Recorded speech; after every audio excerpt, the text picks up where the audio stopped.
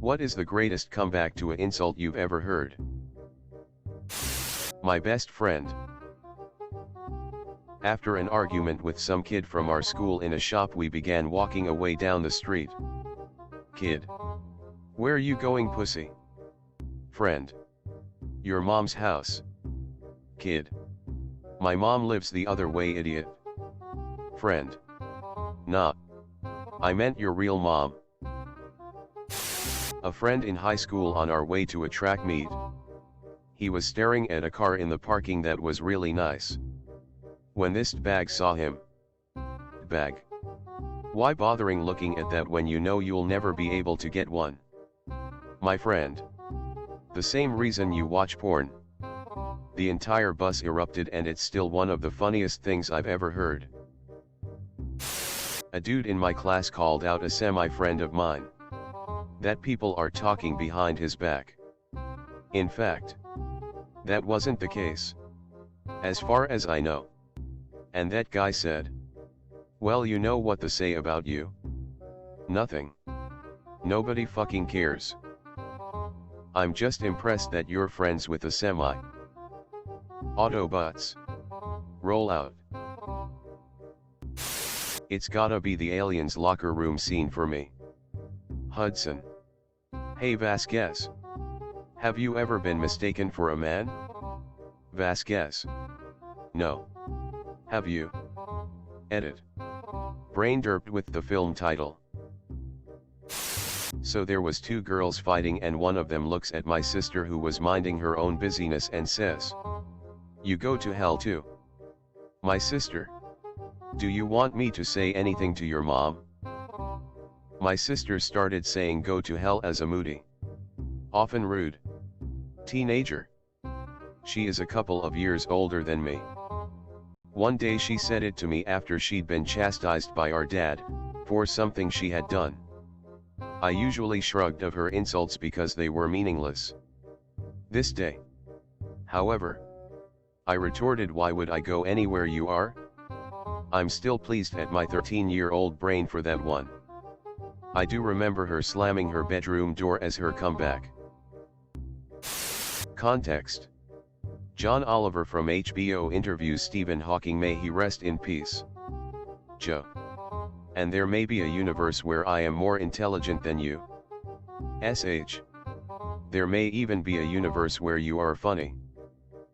I lost count of how many times I've seen that video, and it still makes me laugh. The whole interview is just hilarious. English class in middle school. Kid A. Yo. Kid B. Your mama waited on me at McDonald's last night. Must feel like shit having a mom that works at McDonald's. Kid B. At least my mom gets out of bed to go to work. English teacher far louder than he realized. Damn. The rest of us were laughing so hard. The teacher next door popped her head in to see what was going on. I love it when the entire class laughs enough to bother the teacher next door. Overheard by me. The school bus driver. One 5th grade student was belittling a 1st grader. When it was time for a comeback, 1st grader shouts out, "Congratulations." The bewildered 5th grader had nothing to say and went to sit down with her friends in the back of the bus. Okay, that's kind of freaking adorable. Joe Pine interviewing Frank Zappa. Joe. I guess your long hair makes you a woman. FZ. I guess your wooden leg makes you a table. How does a dude named Pine have a wooden leg? What if it's mahogany or oak? Ha ha ha, I didn't even think about that. Good stuff.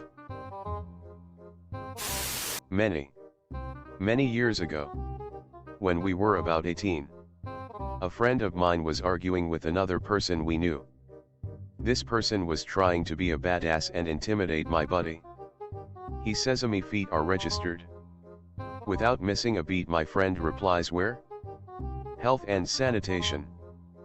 40 years later, I still crack up at this when it comes to mind. What does "my feet are registered" mean? He meant that he was an expert martial artist who had to register with law enforcement because his feet were lethal. In reality, they were. But only because he stunk from infrequent bathing.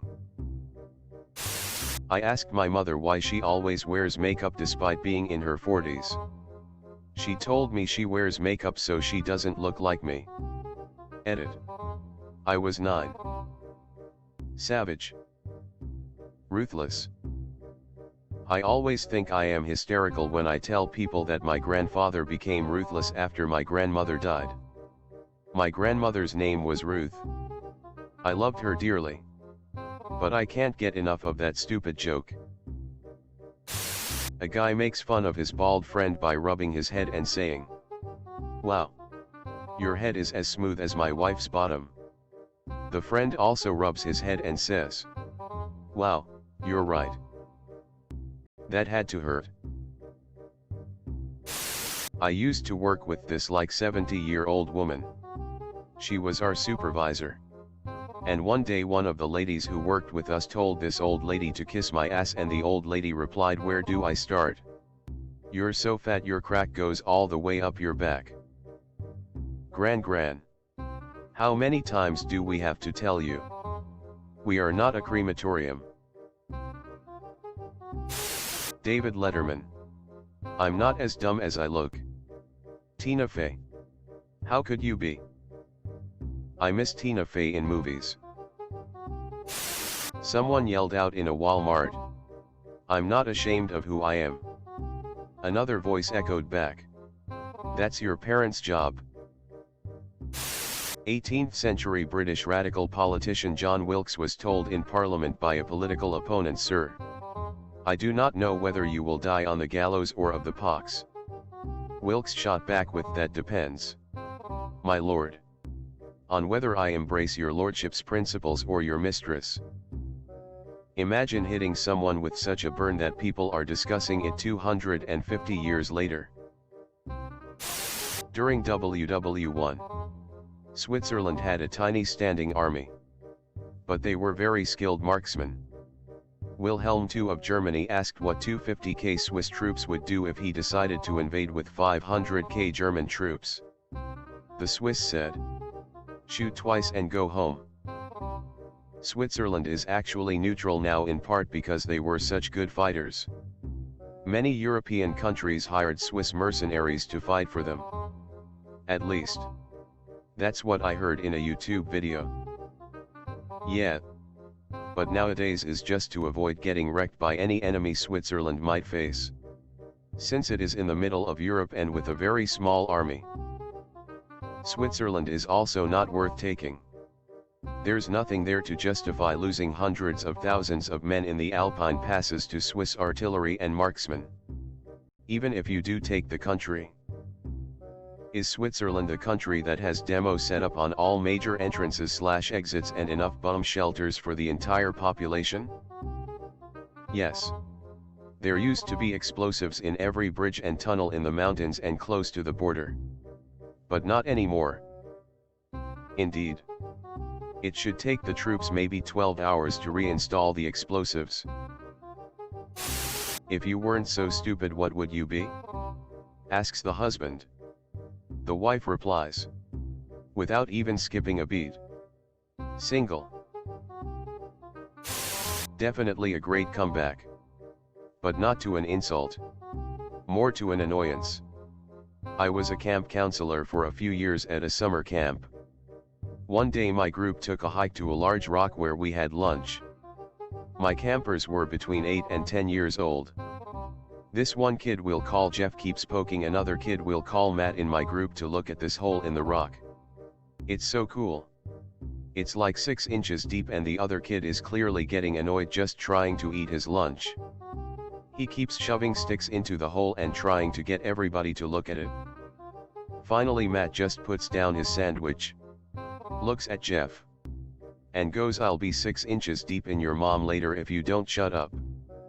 I was trying so hard to be stern with this kid for saying something so inappropriate, but I kept cracking up. It was just such a disproportionately ridiculous thing to say coming from a 9-year-old. To be fair, those are impressive numbers from a 9-year-old. My grandma got into a fight at the grocery store with a guy who told my 9-year-old brother to move the fuck out of the way. They were going at it and his final words were "suck my dick, bitch." She said across the store if I could find it. Bitch. Edit. Not Walmart. Even better Aldi. Grandma don't play. Haha, she's always trying to fight somebody. There's a story about Margot Asquith, a British socialite and author, meeting Jean Harlow and correcting Harlow's mispronunciation of her first name. No. The T is silent. As in Harlow. There's a story about Margot Asquith, a British socialite and author, meeting Jean Harlow and correcting Harlow's mispronunciation of her first name. No. The T is silent. As in Harlow. Same era. I guess. Roughly. An actor and a writer who hated each other were meeting some executive. And waiting in his office together. Cold silence between them. Till the writer said, "Your face has deep lines." "Your writing doesn't," was the instant reply. I was the one insulted. But not the one with the comeback. I was out with a co-worker and her friends, and my buddy and I were leaving a little too early for her sensibilities. She jokingly got up in my face and said, "Smell that? Smells like pussy." A guy playing at the pool table next to us stepped forward and said, "I'm sorry. That must be me. I just ate. It was amazing. Smooth. Goddamn." That man knew what he was doing. He was just waiting to use that line.